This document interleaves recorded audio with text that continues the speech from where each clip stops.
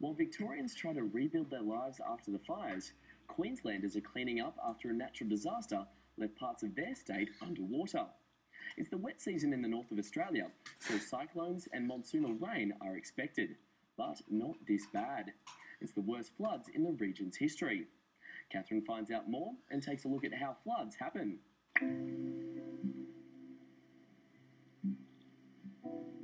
The rain started falling on the 1st of January and just kept coming. Eventually, more than half the state was affected by floods, an area the size of South Australia. Cold water.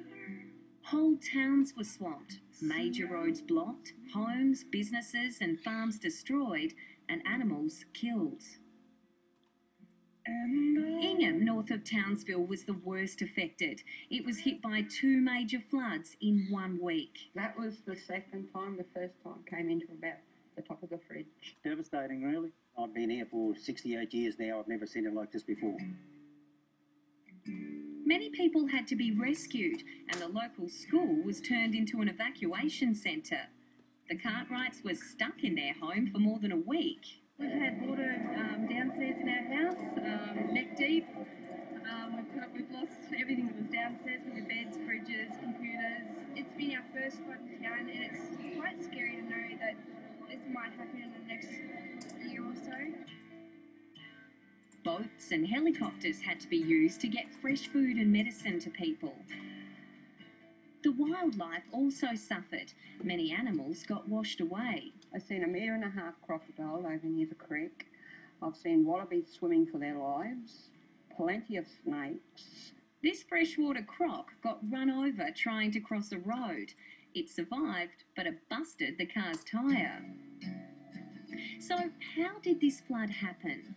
Well, since the beginning of the year, they've had trillions of litres of rain. Now, as you can imagine, to start with, the thirsty plants and soil soaked it up like a sponge.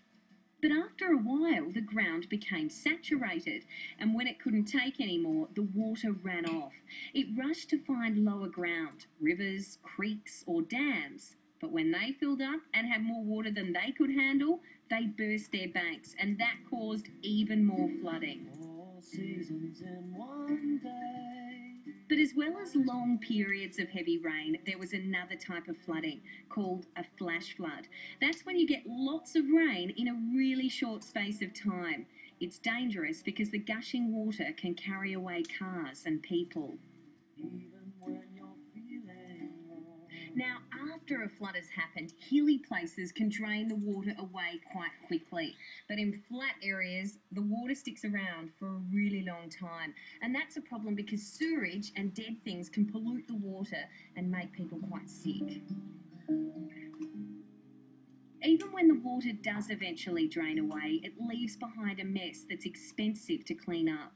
But despite people's losses in North Queensland, many of their thoughts are with the victims of Victoria's bushfires. We can replace cars and furniture, but you can't replace lives. We're bad off here, but not as bad as Victoria. That's horrible. We've lost nothing compared to them.